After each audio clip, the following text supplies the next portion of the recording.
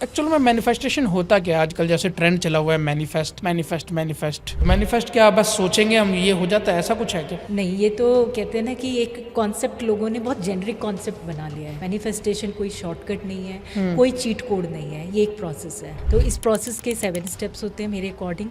अच्छा, 7 स्टेप होते हैं। हाँ जी, जो मैंने अपने लिए फॉलो किए और मेरे क्लाइंट्स ने जिन्होंने फॉलो किया उनको रिजल्ट्स इन 7 स्टेप्स से मिले हैं। आपने कभी खुद मैनिफेस्टेशन ट्राई किया है? हाँ जी, मैंने अपनी लाइफ में मैनिफेस्टेशन ट्राई किया है और जब मैंने ट्राई किया तो अचीवमेंट्स भी हुई हैं। मेरे लिए मेरा फर्स्ट मैनिफेस्टेशन था जब मैंने अपना आईफोन 15 खरीदा। तो मैम लेवल 1 से शुरू करते हैं। जैसा कि आपने बताया 7 स्टेप है। फर्स्ट स्टेप क्या है इसका? क्लैरिटी होनी चाहिए, मुझे क्या चाहिए। थर्ड स्टेप है वर्दीनेस। कई बार हम फील ही नहीं करते कि I deserve this bungalow, I deserve this car, I deserve abundance in my life. तो मैम ये 7 स्टेप फॉलो करके कुछ भी हासिल करा जा सकता है मैनिफेस्टेशन से? कुछ भी हासिल करा जा सकता है। सपोज किसी को बहुत सारा पैसा मैनिफेस्ट करना है, तो वो ये 7 स्टेप करेगा तो उसको पैसा मिल जाएगा। पर लेना बहुत ज़रूरी है। विजुअलाइजेशन मैम, ये क्या होता है? विजुअलाइजेशन मतलब आप क्या बनना चाहते हैं। अच्छा, मेरे को करोड़ रुपए कमाने हैं, मुझे 1 करोड़, मैं विजुअलाइज कर रही हूँ बैठ के कि मैं 1 करोड़ रुपीज़ कमा रही हूँ, यहाँ से आ रहे हैं मेरे सोर्स, कोचिंग से आ रहे हैं, मेरे क्लाइंट्स मुझे 1 करोड़ दे रहे हैं,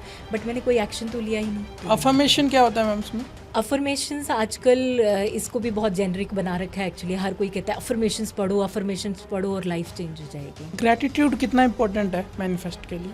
ग्रैटिट्यूड बहुत ज़्यादा इम्पॉर्टेंट है। मैम जो आपने 7 स्टेप ऑफ फार्मूला बताया हमें मैनिफेस्ट का, इसको करने के बाद ऑडियंस को क्या मिलने वाला है जो हमें देख रही है? इसको करने के बाद जो भी उनकी डिज़ायर है, वो जो भी विशेस हैं उनकी, वो उनको रियलिटी में मिल जाएंगे। मे बी उनको गाड़ी चाहिए, बंगला चाहिए, या फिर उनको 1 करोड़ कमाने हैं, 20 करोड़ कमाने हैं, वो सब उनको मिल सकता है।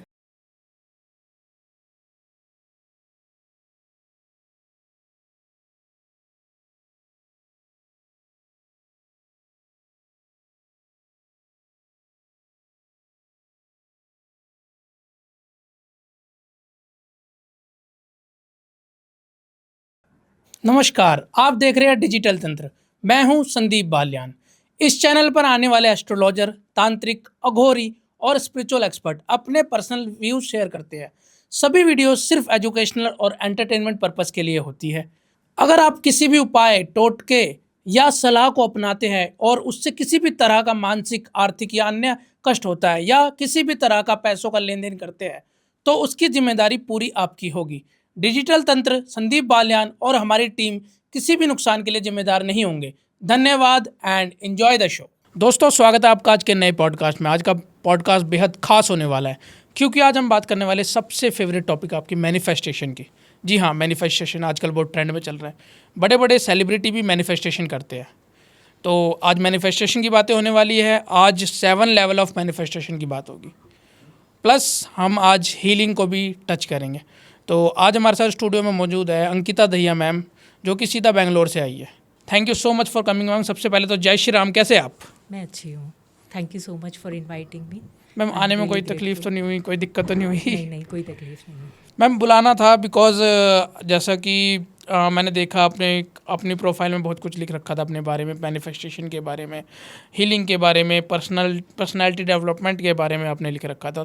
मैं सबसे पहले ये चाहता हूँ कि आप एक छोटा सा जेनरिक इंट्रोडक्शन हमारी ऑडियंस को दे दीजिए, जो आपको हमारे प्लेटफॉर्म पे पहली बार देख रही है। Okay, so I am Ankita Dahiya, I am an author as well as personality development and emotional wellness coach. मैं हेल्प करती हूँ ऐसे लोगों का जो सिर्फ बाहर से, कहते हैं ना, बाहर से सुंदर नहीं दिखना चाहते बल्कि अंदर से भी सुंदर दिखना चाहते हैं। तो अंदर से सुंदर दिखने के लिए self doubt, comparison, jealousy, hatred, resentment, इन सब से हमें बाहर आना पड़ता है। तो पर्सनालिटी डेवलपमेंट और इमोशनल वेलनेस कोच का कॉम्बिनेशन ही ये है कि आप inner as well as outer अपने आप को बेस्ट वर्जन बना सको। मतलब सेल्फ लव भी इसका एक पार्ट है। इसका एक पार्ट यस, होता है। And I also help in holistic healing. मैंने जैसे इनर वर्क करना, शेडो वर्क करना, inner child healing, reiki, all this part are also the part of holistic healing. Okay, जैसे कि आज हमने ऑडियंस को बताया मैम कि हम मैनिफेस्टेशन के बारे में आज बात करने वाले हैं, साथ ही हम हीलिंग के बारे में बात करेंगे। सबसे पहले हम मैनिफेस्टेशन से शुरू करना चाहेंगे यहाँ पे। सबसे पहले आप ये बताइए हमें कि आपने कभी खुद मैनिफेस्टेशन ट्राई किया है? हाँ जी, मैंने अपनी लाइफ में मैनिफेस्टेशन ट्राई किया है और जब मैंने ट्राई किया तो अचीवमेंट्स भी हुई हैं। अच्छा, एक्चुअल में अचीवमेंट मिली आपको मैनिफेस्टेशन हाँ ट्राई जी, करके? जी। ओके, तो एक्चुअल में मैनिफेस्टेशन होता क्या है आजकल? जैसे ट्रेंड चला हुआ है मैनिफेस्ट मैनिफेस्ट मैनिफेस्ट मैनिफेस्ट, क्या बस सोचेंगे हम ये हो जाता है, ऐसा कुछ है क्या? नहीं, ये तो कहते हैं ना कि एक कॉन्सेप्ट लोगों ने बहुत जेनरिक कॉन्सेप्ट बना लिया है। अगर आप सपोज़ कीजिए खेत में आप बैठे हैं और आप कहते हो बिना कोई एक्शन लिए आप कहते हो ग्रेन उग जाएं या फिर कोई खेती हो जाए, तो वो तो पॉसिबल नहीं है। तो सिर्फ विजुअलाइजेशन तो नहीं हो सकता। मैनिफेस्टेशन कोई शॉर्टकट नहीं है, कोई चीट कोड नहीं है, ये एक प्रोसेस है। तो इस प्रोसेस के 7 स्टेप्स होते हैं मेरे अकॉर्डिंग। अच्छा, 7 स्टेप होते हैं। हाँ जी, जो मैंने अपने लिए फॉलो किए और मेरे क्लाइंट्स ने जिन्होंने फॉलो किए उनको रिजल्ट्स इन 7 स्टेप से मिले हैं। अभी रिसेंटली मेरी एक क्लाइंट ने अपनी ट्रिप मैनिफेस्ट की थी। अच्छा, जिसने- ट्रिप मैनिफेस्ट। हाँ जी, जरूरी नहीं कि पैसा मैनिफेस्ट करना या फिर अच्छा पार्टनर मैनिफेस्ट करना, कुछ भी मैनिफेस्ट कर कुछ भी सकते आप हो manifest जो कर आप सकते चाहते हो। हो। जी, जैसे कि आप आपने जो बताया कि ट्रिप मैनिफेस्ट किया हाँ, हमने। किसी के लिए तो ट्रिप जाना भी एक हाँ, मैनिफेस्टेशन होती है manifestation कि वो होती घर है। से बाहर ही नहीं निकल हाँ पाते जी। हैं, मे बी हस्बैंड उनको नहीं लेकर जाते, तो उनके लिए तो मैनिफेस्टेशन मतलब एक ट्रिप भी हो सकती है। मेरे लिए मेरा फर्स्ट मैनिफेस्टेशन था जब मैंने अपना iPhone 15 खरीदा था। अच्छा, दैट इज़ फर्स्ट। मतलब हमारे घर में हस्बैंड कभी यूज़ नहीं करते थे आईफोन और ये सब, मैंने ही मतलब वो मैनिफेस्ट किया और मतलब iPhone 15 आ गया। और ये हुआ विद इन 6 मंथ। और मैं मतलब अपने क्लाइंट्स को भी एग्जांपल देती थी जब मैं मैनिफेस्टेशन कर रही थी अपना iPhone 15 की। सपोज़ मैं iPhone 15 लेने वाली हूँ, सपोज़ मैं iPhone 15 लेने वाली हूँ, तो इस तरह से वो मैनिफेस्टेशन हुई थी। तो एक अच्छा, छोटी सी चीज़, but maybe it worked. Okay. तो मैम लेवल 1 से शुरू करते हैं। जैसा कि आपने बताया 7 स्टेप है। हाँ जी, वो 7 फर्स्ट steps स्टेप क्या है इसका? क्लैरिटी होनी चाहिए, मुझे क्या चाहिए। क्योंकि अच्छा। कभी कभी तो हम बहुत कंफ्यूज होते हैं, मुझे ये भी चाहिए, मुझे वो भी चाहिए, मुझे कार भी चाहिए, बंगला भी चाहिए। तो क्लैरिटी होनी चाहिए, क्लैरिटी अच्छा। ऑफ थॉट्स कि मुझे क्या चाहिए एग्जैक्टली। मे बी कोई स्टूडेंट है उसको अच्छे नंबर चाहिए, कोई हाउस वाइफ है उसको अच्छे कपड़े चाहिए, मतलब एक क्लैरिटी होनी चाहिए कि अच्छा। क्या हुए। फिर उसके बाद आप बिलीव, अच्छा मैं चाहती हूँ कि मेरे पास बंगला हो, पर मेरा बिलीफ तो स्कैरसिटी में रहता है हमेशा। मैं पता नहीं कैसे होगा, पता नहीं कैसे होगा। और हमारे कुछ चाइल्डहुड बिलीफ्स भी हम कैरी करते हैं कि हमें फील ही नहीं होता, मतलब पता ही नहीं चलता कि हम चाइल्डहुड से कितने सारे पैटर्न्स बिलीफ्स हम कंडीशन करके आए हैं। तो आपका एक बिलीफ भी होना चाहिए। थर्ड स्टेप है वर्दीनेस। कई बार हम फील ही नहीं करते कि आई deserve this bungalow, I deserve this car, I deserve abundance in my life.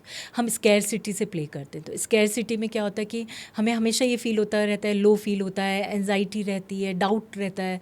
तो हमें डिज़र्व करना, मतलब डिज़र्वेबिलिटी बनना है कि हाँ आई डिज़र्व दिस। तो उसके लिए रोज़ मैं एक एक्सरसाइज बताती हूँ अपने क्लाइंट्स को, हु आई एम। तो अपने आप को पूछिए who I am, who I am, बार बार पूछिए। तो स्कैरसिटी वाले थॉट्स आते जाएंगे। I am not consistent, I am feeling very low, मैं बहुत लेथार्जिक हूँ, एग्जॉस्टेड फील करता हूँ। जो भी आपको फीलिंग आती है अपने बारे में, मैं अपने आप पर ही ट्रस्ट नहीं करता हूँ, उन सारे स्टेप्स को आप लिखते जाइए। 1 दिन लिखोगे, 2 दिन लिखोगे, चौथे दिन ऐसे होगा कि आपका मन ही नहीं करेगा कि ये मैं लिखूँ, and you want to convert them in abundance. तो जब तक हम अबंडेंट फील नहीं करते कि yes I deserve this bungalow, I deserve this car, तब तक मैनिफेस्टेशन नहीं होती है। तो हमें स्कैरसिटी से अबंडेंस में आना है। एंड देन फोर्थ स्टेप होता है इमोशनल चार्ज लेना, इमोशनल अलाइनमेंट और एनर्जी अलाइनमेंट भी से। तो एनर्जी अलाइनमेंट में, अच्छा मैं हेल्दी होना चाहती हूँ, अब मैं हेल्दी होना चाहती हूँ, मैं रोज़ बोलते हैं आई am healthy energetic vibrant, I am healthy energetic vibrant, पर मैं अंदर तो बहुत लो फील कर रही हूँ। और मैं ऐसे ही अपने आप को बोलती हूँ हाँ मैं I am healthy energetic vibrant, visualise भी कर रही हूँ बैठ के, ओ मैं बहुत हेल्दी हूँ, एनर्जेटिक हूँ, वाइब्रेंट हूँ, पर अंदर से तो बहुत लो फील होता है। जी। तो फर्स्ट इज़ थॉट्स, फिर आप एक्शन लेते हो। तो एक्शन जब हम लेते हैं तो हम किस एनर्जी में वाइब्रेट करते हैं। स्टेप है आपका हाँ जी, एक्शन। 5th स्टेप है एक्शन, इंस्पायर्ड एक्शन लीजिए। तो किस एनर्जी में हम वाइब्रेट कर रहे हैं। हम जब तक एक्शन नहीं लेंगे हम लो ही फील करते रहेंगे। अब मुझे हेल्दी होना है तो उसके लिए मैं क्या स्टेप लूँगी, अच्छा खाना खाऊंगी, डॉक्टर को दिखाऊंगी कि मुझे ये प्रॉब्लम है, वो कुछ बताएंगे, अच्छा B12 की कमी है, आपको विटामिन D की कमी है, आप ऐसी हाइजीन लीजिए, मैं वॉक करने जाऊँगी, जिम जाऊँगी। तो मैं एक्शन लूँगी तभी हेल्दी होंगी ना, विजुलाइज करती रहूँगी तो नहीं होंगी। जी, तो बिल्कुल। एक्शन लेना बहुत ज़रूरी है। अब एक्शन ले लिया, उसके बाद हर टाइम चेक करना, अच्छा मैं कैसा फील कर रही हूँ, अच्छा मैं कैसा फील कर रही हूँ, तो उससे रिजल्ट नहीं आता। उसको नेक्स्ट स्टेप है डिटैचमेंट। छठा स्टेप जो है। 6th स्टेप हुआ डिटैचमेंट, जी। कि आप डिटैच कर दीजिए। 3 मंथ्स लगातार काम कीजिए, डिटैच करके, सरेंडर करके। डिटैचमेंट मतलब सरेंडर, कि मैं ये काम कर रही हूँ विदाउट एनी आउटकम, और मुझे नहीं पता इसका रिजल्ट आएगा कि नहीं, पर मैं अपना 100% उस काम को दे रही हूँ। तो आप डिटैच होके सरेंडर करके काम की। अच्छा। And then last step, the 7th step, that is receive. आप उसको रिसीव करने के लिए रेडी हैं या नहीं। जैसे कि KBC में लोग जाते हैं, पैसे भी अर्न करते हैं, पर उनके पास कुछ दिन के बाद वो पैसे चले जाते हैं, क्योंकि वो ओपन नहीं होते, रिसीव करने के लिए ओपन नहीं होते, उनकी एनर्जी लो होती है। उसके बाद भी वो ले लेते हैं, जीत जाते हैं, चलो बाय चांस, बाय लक, जो भी है, बट उनको मैनेज करना नहीं आता है। तो इसलिए कई बार सक्सेस पे जाके लोग नीचे कैसे गिर जाते हैं, जी, क्योंकि जी। They are not ready to receive. तो इसलिए रिसीव करना। So these are the 7 steps of manifestation. तो मैम ये 7 स्टेप फॉलो करके कुछ भी हासिल करा जा सकता है हाँ जी। मैनिफेस्टेशन से? कुछ भी हासिल करा जा सकता है। सपोज किसी को बहुत सारा पैसा मैनिफेस्ट करना है, तो वो ये 7 स्टेप करेगा तो उसको पैसा मिल जाएगा? पर एक्शन लेना बहुत ज़रूरी है। हाँ, Without वही action कुछ 7 नहीं हो स्टेप में तो सकता। आपका एक्शन भी हो हाँ गया जी। ना? नहीं, कई बार पता है क्या, लोग शॉर्टकट करने लगते हैं, वो बैठ के विजुलाइज करते रहते हैं, लिखते रहते हैं, मतलब अपनी नोटबुक भर लेते हैं विजुलाइजेशन में, पर अंदर उनके फील तो डाउट की रहती है, एंजाइटी की रहती है।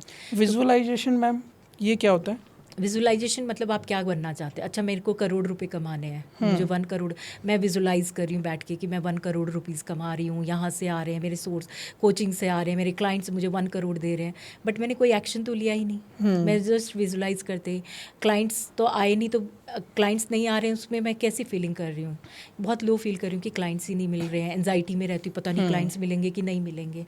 तो उससे मैनिफेस्टेशन नहीं होता। जब मैं अपने एक्शन, अच्छा मैं मार्केटिंग कर रही हूँ, मैं अपने कुछ एक्शंस ले रही हूँ, मैंने अपना कोर्स बनाए हैं, मैं उनको सेल आउट कर रही हूँ, तभी मेरे पास क्लाइंट्स आएंगे। तो एक्शन तो लेना ही पड़ेगा। Action और तो लेना ही अफर्मेशन क्या होता है मैम इसमें? अफर्मेशंस आजकल इसको भी बहुत जेनरिक बना रखा है एक्चुअली। हर कोई कहता है अफर्मेशंस पढ़ो और लाइफ चेंज हो जाएगी। अब आप एक बात बताइए, कंप्यूटर में जब करप्ट फाइल होती है, अगर आप उस पर नई फाइल पेस्ट करते हो तो पेस्ट हो जाएगी? नहीं होगी, उसको हमें डिलीट करना पड़ेगा, तब हम पेस्ट करते हैं। तो अफर्मेशंस में यस, वो अच्छा होता है कि आप पॉजिटिवली अपने आप से बात करते हो कि आई एम हेल्दी, एनर्जेटिक, वाइब्रेंट, पर हम फील करते हैं उसको? अगर हम फील नहीं करते हैं तो वो अफर्मेशंस नहीं है, सपोज़, मतलब वो वर्क नहीं करते हैं। तो इसलिए मेरे क्लाइंट्स बहुत बार बोलते हैं, इवन जब मैंने अपनी हीलिंग जर्नी स्टार्ट की थी तो मैं भी यही सोचती थी, ये अफर्मेशंस क्यों काम नहीं कर रही मेरे लिए। तो और मेरे क्लाइंट्स, मैम मैं तो रोज़ सुबह शाम पढ़ रही हूँ, पर मेरे लिए अफर्मेशंस काम ही नहीं कर रहे। आप उनको कैसे रीड करते हैं, आप उनके लिए क्या स्टेप्स लेते हैं, तभी अफर्मेशंस काम करती हैं। तो मैं आपको कुछ स्टेप्स बताती हूँ। जैसे कि बिग जंप मत लीजिए। मैं अभी 0 अर्निंग है मेरी और मैं 1 करोड़ कमाने का सोच रही हूँ, तो बिग जंप ले रही हूँ। 0 से मुझे 20,000 की, अच्छा ठीक है 20,000, तो मैं आई एम अर्निंग 20,000 रुपीज़। अब उसके लिए क्या एक्शन ले रहे हैं? तो एक्शन तो हर जगह ही रहेंगे, विदाउट एक्शन तो हम कुछ हासिल नहीं कर सकते हैं। तो उसके लिए क्या मतलब एक्शन मैं ले रही हूँ, मेरे एक्शन क्या हैं? ठीक है, 20,000 अर्न करने हैं, मैं भी सोशल मीडिया से, यूट्यूब से मैंने कहीं ना कहीं से अर्न किए, तो मैं मतलब बहुत क्लियरली कि मुझे ये एक्शन उसके लेने हैं। और फिर उसके बाद हम बात करते हैं अफर्मेशन के साथ एक्शन तो होना ही ज़रूरी है। आप कोई भी सीड आप लगाते हो और कोई भी प्लांट का, तो उसके लिए आप पानी देते हो, धूप देते हो, सही धूप, तभी वो प्लांट ग्रो करता है। इसी तरह अफर्मेशन एक सीड की तरह है, तो आप उनको ग्रो करते हो। आई एम हेल्दी, एनर्जेटिक, वाइब्रेंट अगर मैं बोल रही हूँ, या I am earning 1 crore rupees easily and effortlessly, तो उसके साथ मैंने एक्शन क्या लिया। तो अफर्मेशन विदाउट एक्शन के वर्क नहीं करती हैं। देन अगेन एनर्जी, अगर आप क्या फील करते हो, स्कैरसिटी में फील करोगे तो अगेन आपकी अफर्मेशंस वर्क नहीं करते हैं। तो अपनी वाइब्रेशंस को आप हाई करना है। तो एक चार्ट आता है, मैं आपको पोस्ट कर दूंगी, आप उसको PDF फाइल है, आप अटैच कर सकते हैं। जी जी। तो एक चार्ट आता है वाइब्रेशन का, low vibration and high vibration. Low vibration आप सैड फील करते रहते हो, एंजाइटी में रहते हो, frustration, irritation, not believing your self, comparison, jealousy, ये सब लो वाइब्रेशंस होते हैं। तो मोस्ट ऑफ पीपल इन्हीं में वाइब्रेट करते रहते हैं, तो कंपेयर करते रहेंगे, जेलसी करते रहेंगे, या फिर सेल्फ डाउट करते रहेंगे। इसीलिए मोस्ट ऑफ उनकी अफर्मेशंस वर्क नहीं करती हैं। तो हाई वाइब्रेशन में रहना, ट्रस्ट, ग्रैटिट्यूड, सरेंडर मोड में रहना, ये सब हाई वाइब्रेशंस होती हैं कि आप इनमें अपने ऊपर ट्रस्ट कितना कर रहे हो, तो इनको हम हाई वाइब्रेशन बोलते हैं। ओनली पॉजिटिव चीज़ें ही मैनिफेस्ट होती है या फिर नेगेटिव चीज़ें भी हो सकती है? नेगेटिव चीज़ें तो नहीं मैनिफेस्ट होती हैं एक्चुअली। हम जब कहते हैं I don't want healthy life, वो तो मैनिफेस्ट नहीं हो सकती, वो तो आप खुद क्रिएट कर सकते हो।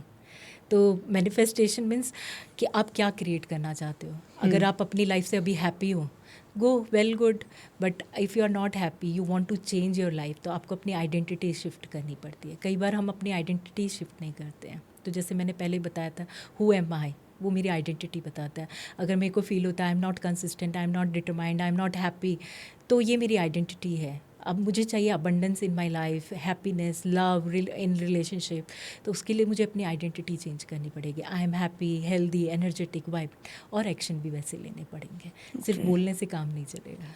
ग्रैटिट्यूड कितना इम्पोर्टेंट है मैनिफेस्ट के लिए?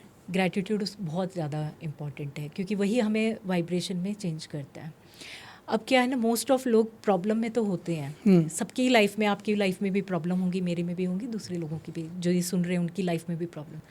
अब हमारे पास हमेशा 2 चॉइस होती हैं, या तो हम प्रॉब्लम में रह सकते हैं या उसका सॉल्यूशन ढूंढ लें.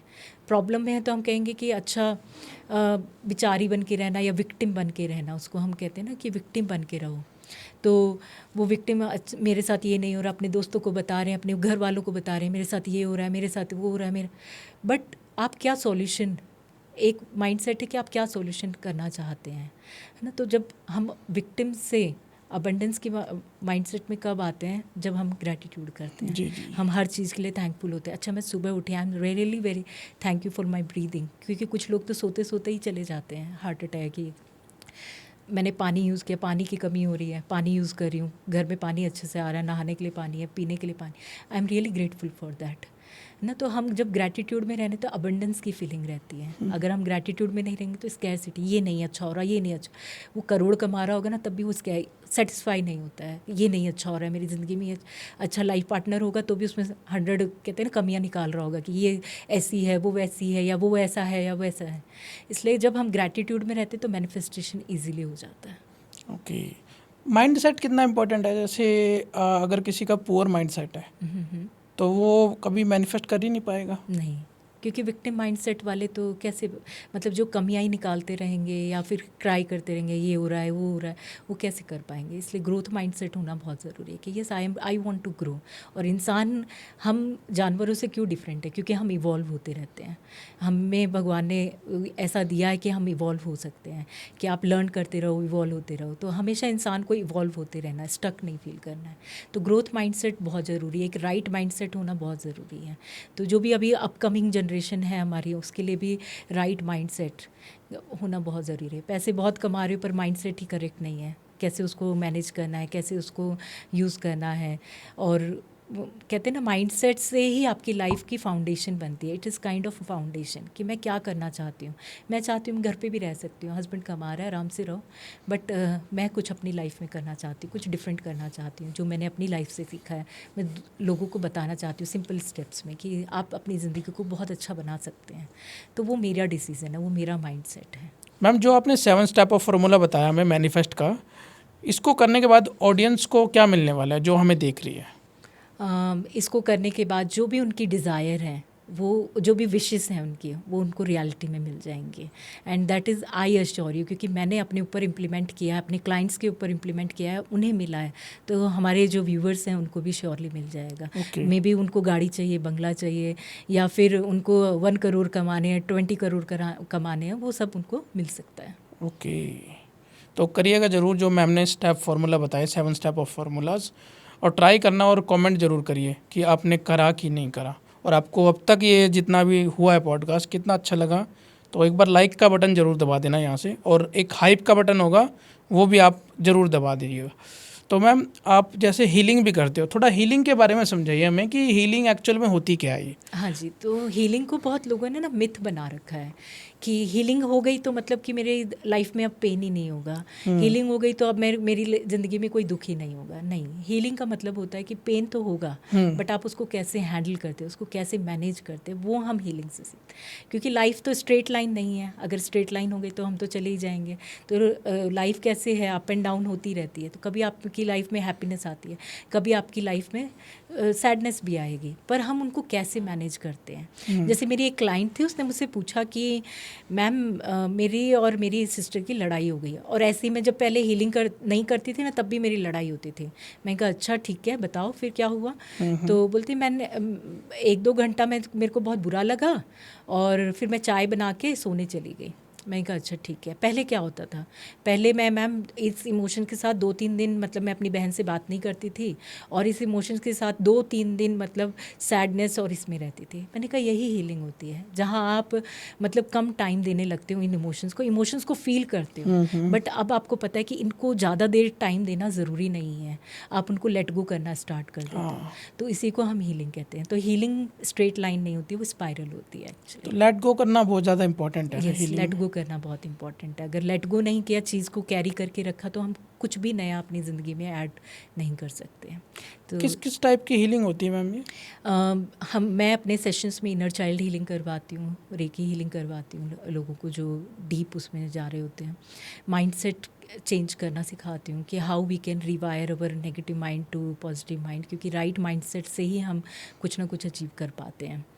और फिर बहुत EFT है आजकल, EFT बहुत चल रहा है, इमोशनल फ्रीडम टेक्निक हम यूज़ करते हैं उसके लिए। फिर मेडिटेशंस यूज़ करते हैं, डिफरेंट मेडिटेशंस हम यूज़ करते हैं अपनी हीलिंग में। तो वो पूरा मतलब क्लाइंट के बेस पे होता है कि क्लाइंट को एग्जैक्टली क्या रिज़ल्ट चाहिए, क्योंकि कुछ लोग चाइल्डहुड ट्रॉमा लेकर आते हैं। तो उन ट्रॉमास को हम इनर चाइल्ड वर्क से, शैडो वर्क से, इन सब से हम हील करते हैं। तो हीलिंग के क्या क्या बेनिफिट हो सकते हैं? जैसे कि आपने बताया ट्रॉमा में भी काम आ सकता है, जैसे हाँ जी, चाइल्डहुड ट्रॉमा है किसी को और वो उससे निकल नहीं पा रहा, हाँ जी। तो वो कैसे हीलिंग कैसे निकालेगी उसको? तो पहले तो हम बात करते हैं कि ट्रॉमा क्या है। कुछ लोग सोचते हैं कि ट्रॉमा मतलब कुछ बुरा हो गया उसके साथ, इसलिए वो ट्रॉमा है। ट्रॉमा का मतलब है कि कुछ बुरा तो हुआ, बट उसने क्या इम्पैक्ट किया मेरे पे, उसको हम ट्रॉमा कहते हैं। कि मेरे साथ कुछ गलत हुआ, उसके बाद मेरे इनर सेल्फ में क्या इम्पैक्ट हुआ। एक डर बैठ गया है, या एंजाइटी बैठ गई है, या मुझे कहीं बाहर जाने में डर लगता है, मैं लोगों से सोशलाइज नहीं हो पाती हूँ, तो वो उसको हम ट्रॉमा कहते हैं। तो चाइल्डहुड ट्रॉमा, यस, जैसे जैसे हम बड़े होते हैं, हमारी जो लाइफ है, मतलब आफ्टर 5 ईयर्स के बाद जो भी हम कैरी करते हैं वो हमें प्रेजेंट लाइफ में भी इम्पैक्ट करते हैं। वो पैटर्न्स हमें प्रेजेंट लाइफ में भी इम्पैक्ट करते हैं। तो आपके रिलेशनशिप भी उस पर डिटरमाइन करते हैं, आपका कॉन्फिडेंस, आपका काम करने का तरीका, वो सब आपके मतलब चाइल्डहुड ट्रॉमा या चाइल्डहुड पैटर्न से डिटरमाइन करता है। तो रिलेशनशिप में कैसे काम आती है हीलिंग जो है? रिलेशनशिप में सपोज़ जैसे मेरी एक क्लाइंट थी जिसने अपने पापा को हमेशा अब्यूसिव, अपनी मदर को अब्यूज़ करते हुए देखा। अच्छा। तो अब वो अपनी पापा को हमेशा अब्यूज़ करते हुए देख रही है। वो रिलेशनशिप में गई, वो क्या करेगी? वो या तो अपने हस्बैंड के अगेंस्ट कि कहीं वो मेरे साथ ऐसा ना कर दे जो मेरे पापा करते थे, कहीं वो मेरे साथ ऐसा ना कर दे। तो वो फ्लाइट या फाइट मोड में रहेगी कि या तो भाग जाएगी, मैं तुझे डिवोर्स दे दूंगी, या वो फाइट, बस लड़ाई करती रहेगी। तो जो रिलेशनशिप हम देखते हैं चाइल्डहुड में, वही रिलेशनशिप हम मैनिफेस्ट भी करते हैं या अट्रैक्ट भी करते हैं एक्चुअली। मैम आपका कोई ऐसा एक्सपीरियंस जो हीलिंग के ज़रिए आपने ठीक करा हो? हाँ जी, एक्चुअली मेरी जर्नी ही कहते हैं ना कि जो लाइफ जर्नी है वही ऐसे स्टार्ट हुई, और उसके थ्रू मैं कोचिंग और इमोशनल वेलनेस में आई। क्योंकि जब मैं ये बात है 2020 की, मैंने डिलीवरी, मेरा सेकंड बच्चा डिलीवर हुआ, और उसके बाद मतलब मुझे नहीं पता, आई स्टार्टेड फीलिंग वेरी लो। बहुत लो फील होता था जब मैं लोगों को बताती कि मुझे ये सब फील हो रहा है। तो लोग कहते कुछ नहीं होता, तुम बस घूम के आ जाओ कहीं पे। वो तो टेम्परेरी सॉल्यूशन हुआ ना, घूम के आई, 2-3 दिन थोड़ा माइंड ठीक हुआ, फिर वापस आई, वही स्टोरीज प्ले होने लग गई, जो हुआ किसी ने ये कह दिया, वो कह दिया। तो ओवर थिंकिंग की बहुत ज़्यादा प्रॉब्लम थी, और उसके साथ साथ सेल्फ डाउट, कॉन्फिडेंस नहीं था, कंपैरिजन करती रहती थी अपनी लाइफ को दूसरों की लाइफ से, और हमेशा ये फील करना मैं तो सबके साथ अच्छा कर रही हूँ, मेरे साथ क्यों बुरा हो रहा है। तो ऐसे सब क्वेश्चंस थे मेरे माइंड में, और जिनका मुझे ऐसे लगता था मुझे सॉल्यूशन चाहिए, मुझे आंसर चाहिए। तो मैं उनके आंसर्स देखने लगी, एंड उसके थ्रू मैं इस इमोशनल वेलनेस कोचिंग में आई। मुझे ऐसे लगता है जो भी विमेन, मोस्टली हम विमेंस क्या करते हैं, अपने इमोशंस को सप्रेस कर देते हैं, और हमेशा पीपल प्लीज़र बन के रहते हैं, क्योंकि हमारे घर में कंडीशनिंग ही ऐसी होती है, बेटा सबको खुश रखना, सबको खुश रखेंगे तो हम अपने आप को तो खुश नहीं रख सकते। जी। तो उस कंडीशनिंग की वजह से मतलब कहते हैं ना हम अपना कॉन्फिडेंस भी लूज़ कर देते हैं, हम अपनी खुद की आइडेंटिटी लूज़ कर देते हैं। कई बार तो कुछ वुमेंस घर के कामों में इतनी बिजी हो जाती हैं, वो अपनी आइडेंटिटी भूल जाती हैं कि मैं घर के काम से ही मुझे खुशी मिलती है, उन्हें पता ही नहीं मुझे और किस चीज़ से खुशी मिलती है, हॉबीज़ भूल जाती हैं अपनी। तो इसलिए मैंने ये हीलिंग स्टार्ट की कि जो भी कहते हैं ना इंटरनल टर्मोइल से जा रहा है और जो अपनी लाइफ को ट्रांसफॉर्म करना चाहता है, मेरी जैसी लाइफ स्टार्ट करो और आप हील हो सकते हो। मेरे रिलेशनशिप्स बेटर हुए हैं, मैंने बाउंड्रीज सेट करना स्टार्ट कर दिया है। मेरी वर्क प्लेस पे भी कहते हैं ना रिलेशनशिप अच्छे बने हैं, लोगों को मतलब उनको मुझसे सीखने को मिल रहा है। तो बस यही मेरा कहते हैं ना हीलिंग के थ्रू काम हुआ है। मैम इनर चाइल्ड हीलिंग क्या होती है? इनर चाइल्ड हीलिंग जो हम चाइल्डहुड से ट्रॉमा, अच्छा वो ट्रॉमा का ही होता है का ही जो होता है एक्चुअली। चाइल्डहुड से पैटर्न्स लेके आते हैं, उनको हील करते हैं। तो कुछ पैटर्न्स हम अपने मदर से लेकर आते हैं, कुछ पैटर्न्स हम अपने फादर से लेके आते हैं। तो जब मैं हीलिंग कर रही थी अपनी, तो मुझे पता चला कि मैंने अपने फादर से बहुत सारे पैटर्न लिए हैं। अच्छा जो चाइल्डहुड ट्रॉमा जो आपने अपने फादर से ज़्यादा मैंने मतलब ट्रॉमा नहीं, मतलब पैटर्न्स हमने जो लेते हैं। अच्छा। पैसे को आप कैसे मैनेज करते हो, तो पापा जैसे मैनेज करते थे वैसे ही मैं अपने रिलेशनशिप्स को आप कैसे मैनेज करते हो। बहुत डोमिनेटिंग थे तो मैं भी डोमिनेट करना चाहती थी, अपने रिलेशनशिप्स को कंट्रोल करना चाहती थी। तो इस तरह से मैंने बहुत सारे पैटर्न्स अपने पेरेंट्स से लिया, मतलब फादर से लिया, मदर से बहुत कम लिया। तो कुछ लोग मदर से बहुत ज़्यादा ले लेते हैं, फादर से नहीं ले पाते हैं। कुछ लोग मतलब फादर से लेते हैं, मदर से नहीं ले पाते हैं, या दोनों से भी लेते हैं। तो बहुत सारे पैटर्न्स हम अपने पेरेंट्स से कैरी करते हैं और वो हम प्रेजेंट लाइफ में कहीं ना कहीं उनको यूज़ कर रहे होते हैं। ओके। क्या क्या चाइल्डहुड ट्रॉमा अपने मतलब फेस करना पड़ता है लोगों को? जैसा कि आप हीलिंग करते हो तो आपके पास कैसे कैसे केस आते हैं चाइल्डहुड ट्रॉमा के? किस किस टाइप के केसेस होते हैं वो? मदर बहुत, जैसे मदर है, मदर कभी तो अवेलेबल रहती है कि हाँ मैं तुम्हारे पास हूँ, या लव शो करती थी, कभी नहीं करती थी। वो बहुत स्ट्रिक्ट मदर थी इस तरह का। तो जो क्लाइंट थी वो सीख कर थी कि मुझे कैसे मम्मी का प्यार मिले, और मम्मी उससे मतलब वही बड़े होने के बाद भी उनसे दूर थी। तो वो हमेशा कि मेरी मम्मी मेरे हमेशा अगेंस्ट रहती है, कभी भी मेरे को मतलब अप्रिशिएट नहीं करती है, कभी मेरे लिए नहीं सोचती है, सिर्फ मतलब अपने मतलब बेटे के बारे में सोचती थी वो। तो इस तरह के केसेस मेरे पास आए थे एक्चुअली। मैम जैसा आपने बताया कि आपको भी मतलब जो बैक अगर लाइफ में जाए, आपकी चाइल्डहुड में जाए, वहाँ से आपने कुछ मतलब पैटर्न लिए अपने फादर से। तो जैसा कि आपने बताया हमें कि ओवर थिंकिंग भी आपको आ गई थी। हाँ जी। तो ओवर थिंकिंग स्ट्रेस का आजकल ना केस बहुत बढ़ते जा रहे हैं। लोगों को कॉन्फिडेंस नहीं आ रहा, लोग हमेशा स्ट्रेस में रहते हैं, ओवर थिंक सोचते रहते हैं बस कि मैं ये कैसे करूँगा। तो उसको कैसे सॉल्व किया जाए? तो ओवर थिंकिंग पहले हम अंडरस्टैंड करते हैं कि ओवर थिंकिंग क्या है एक्चुअली। तो ओवर थिंकिंग का मतलब है कि सपोज़ आपने मुझे कुछ कह दिया, मुझे वो हर्ट हो गया। अब मैं उसको फील या प्रोसेस करने की जगह पे मैं बिज़ी हो गई अपने काम में, मैं अपने घर के कुछ काम करने लग गई, बच्चों को देखने लगी, पढ़ाने लग गई। अब क्या हुआ, मैं रात को जब लेटी, जब मैं अपने साथ बैठी, तब मुझे ये सारा जो भी आपने मुझसे कॉन्वर्सेशन की, ये सारी बातें मेरे माइंड में रिप्ले होने लग गई। तो ओवर थिंकिंग कैरेक्टर फ्लो नहीं है। ओवर थिंकिंग क्या है, हर्ट का रिस्पॉन्स है, वुंड का अगर मैं हर्ट हो गई तो मेरे दिमाग में वो चलता ही रहेगा। और हमारा जो ब्रेन है वो इसी तरह डिज़ाइन हुआ है कि हमें सर्वाइवल मोड में रखता है कि हमेशा आप बचे रहो, सेफ़ रहो। तो ये एक प्रोटेक्शन का काम करता है। इसी तरह ओवर थिंकिंग एक प्रोटेक्शन की काम करती है, क्योंकि हमारा ब्रेन हमें बताता है कि वर्स्ट केस क्या हो सकता है। अच्छा उसने आज ये बात कही ना, अब वो आगे ये भी कह सकता है। तो वो मुझे सेव करने की कोशिश करता है कि ठीक है आप सेफ़ रहो।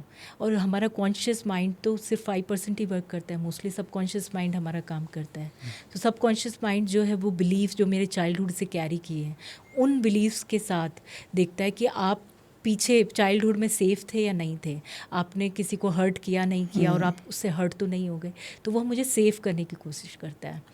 तो इसके कुछ स्टेप्स हैं जो मैं अपने क्लाइंट्स को भी बताए हैं, मैंने खुद की लाइफ में खुद ओवर थिंकिंग को दूर करने के लिए। ओके। क्योंकि आप बताइए, हम सबसे ज़्यादा बात किससे करते हैं?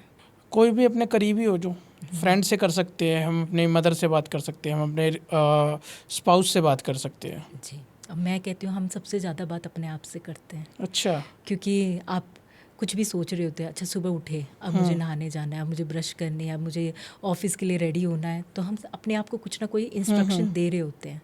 तो ओवर थिंकिंग में यही होता है, हम अपने आप से बहुत ज़्यादा स्टोरीज माइंड में बिल्ड कर रहे होते हैं। तो मैं एक जो कहते हैं ना, एक फार्मूला समझ लो, जो मैंने अपनी लाइफ में इम्प्लीमेंट किया, क्लाइंट्स की लाइफ में उनको दिया। तो आप क्या सोचते हो, इसके लिए आप एक अलार्म लगा लो, क्योंकि हमारे माइंड में ना एक सीढ़ी चलती ही रहती है पूरे दिन कि इसने ये कह दिया, उसने वो कह दिया, अब मैं ये करूँगा। या तो प्रेजेंट में तो हम रहते ही नहीं है, या तो पास्ट की या फ्यूचर की। तो ओवर थिंकिंग में यही होता है, या तो हम पास्ट का कुछ सोच रहे होते हैं या फ्यूचर का कुछ सोच रहे होते हैं। तो आप क्या कीजिए कि अपने फ़ोन में एक रिमाइंडर सेट कर लीजिए एवरी आवर का, what I am thinking right now. सिर्फ इस तरह से सेव कर लीजिए, what I am thinking right now. और जब वो रिमाइंडर बजे तो जस्ट आप देखिए what I am thinking right now. ये थॉट पास्ट का है या फ्यूचर का, ये थॉट इम्पॉर्टेंट है मेरे लिए, नहीं है तो इसको लेट इट गो, कि ये थॉट मेरे लिए अभी इम्पॉर्टेंट नहीं है। जब हम अपने इमोशंस को नोट करने लगते हैं, जब हम अपने थॉट्स को नोट करने लगते हैं, तो उनकी इंटेंसिटी जो है वो कम होने लग जाती है। लोग मेडिटेशन में बैठते हैं, कहते हैं हमसे बैठा ही नहीं जाता, थॉट्स आते ही रहते हैं। पर आप रोज़ बैठने लगिए और ठीक है, आपका ध्यान इधर जा रहा है, उधर जा रहा है, बट फिर थोड़ी देर के बाद कॉन्शियस होते हो ना कि हाँ मैं तो पता नहीं क्या वापस आइए। ऐसे प्रैक्टिस करते रहें, तो ये जो लूप है ना ओवर थिंकिंग का, ये ब्रेक होना शुरू कर देता है। ओके, लेट इट गो करना तो इजी नहीं होता ना मैम, इतना हर किसी के लिए। अब ये है ना, माइंड सेट के ऊपर है कि आप उस प्रॉब्लम में रहना ही चाहते हो या निकलना चाहते हो। क्योंकि लेट इट गो नहीं करेंगे, सपोज़ किसी ने मेरे साथ बहुत बुरा कर दिया, मैं उसकी कहते हैं ना हेटर्ड लेके बैठी हूँ, रिजेंटमेंट है कि मैं उसकी ज़िंदगी में अच्छा देख ही नहीं सकती हूँ। अब वो हेटर्ड और रिजेंटमेंट किसके ऊपर इम्पैक्ट कर रहा है? मेरे ऊपर। क्योंकि एंगर और रिजेंटमेंट तो अच्छे इमोशन है ही नहीं। जब भी मैं उस इवेंट के बारे में सोचूंगी तो मुझे गुस्सा आएगा, रिजेंटमेंट, मैं बदला लेने की भावना आएगी कि मुझे तो आज इससे बदला ही लेना है। तो वो मेरे बॉडी में इम्पैक्ट कर रहा है, मेरे इमोशन, मेरी पीस ऑफ माइंड को ख़राब कर रहा है, और उसकी वजह से बहुत सारी डिसीज़ भी होती हैं बॉडी में। अच्छा। तो जैसे हम एंगर की बात करते हैं, एंगर हमारे चेस्ट में आप फील कर सकते हो कि चेस्ट में मतलब वो अगर आपको हार्ट अटैक की प्रॉब्लम है ये या कोई भी चेस्ट रिलेटेड प्रॉब्लम, वो एंगर की वजह से आती है। अच्छा। फियर है वो स्टमक में होता है, तो स्टमक में डाइजेस्टिव प्रॉब्लम है, इम्यूनिटी प्रॉब्लम है, ऑटोइम्यून डिजीज़ है, वो सब स्टमक में आती है actually. Okay ma'am, let it go से जैसे किसी का बहुत अच्छा रिलेशनशिप होता है, ब्रेकअप हो जाता है, वो इंसान किसी को भूल भी नहीं पाता, तो वो भी तो एक लेट इट गो हुआ। तो अगर वो चीज़ें उसको लेट इट गो करना है, जैसे किसी का पास्ट रिलेशनशिप, एक मिनट, जैसे किसी का पास्ट में रिलेशनशिप रहा और वो बहुत अच्छा रहा, वो उससे उसको निकलना है बाहर, मतलब कि वो ब्रेकअप हो गया और काफ़ी टाइम हो गया बट भूल नहीं पा रहे, वो लेट इट गो नहीं कर पा रहे, तो वो क्या फॉर्मूला अपनाए? तो लेट इट गो देखो आसान तो नहीं है कि हाँ मैंने ऐसे चुटकी बजाई और वो चला गया। उसके लिए आपको प्रोसेस करनी पड़ेगी। जर्नलिंग करिए, आप बार बार लिखिए जो भी इवेंट, आपको आंखें बंद कीजिए। एक हम अपनी हीलिंग में टीबी प्रोसेस करवाते हैं, टीबी प्रोसेस, तो उसको आप आंख बंद कीजिए, वो सारे इवेंट्स अपने साथ मतलब कहते हैं ना, जैसे कि आप मूवी देखने जाते हो तो थिएटर में बैठ जाते हैं, इसी तरह आप फील कीजिए आप थिएटर में बैठे हैं और आपके हाथ में रिमोट है। आप उन सारे जो भी इवेंट्स आपके हुए हैं उसके साथ अच्छा टाइम बिताया है या बुरा टाइम, जो भी आपको याद आ रहा है कि उसने ये, ज़्यादातर तो अच्छी बातें तो हम भूल ही जाते हैं, ज़्यादातर पेन वाली चीज़ें हम याद रखते हैं। तो जितने भी पेन है उसके इमोशंस आप रोज़ उसको टीवी पे लगाइए कि हाँ आइज़ क्लोज करके कि आप बटन दबा रहे हो, वो सारे इवेंट हो रहे हैं, और फिर उनको डिलीट करिए कि हाँ मैं इन इवेंट को धीरे धीरे डिलीट कर रही हूँ। डिलीट का बटन दबाइए, वो गोल गोल होके वो जा रहे हैं, स्क्रीन से गोल गोल होके जा रहे हैं। आप 4-5 दिन एक तो ये प्रोसेस कीजिए, और दूसरा जर्नलिंग कीजिए, और तीसरा है कि अपने दुख को बार बार एक ही इंसान को बताते जाइए कि मुझे ये हुआ, मुझे ये हुआ। धीरे धीरे क्या होगा, आपका मन ही नहीं करेगा कि मैं इसको बोलूँ।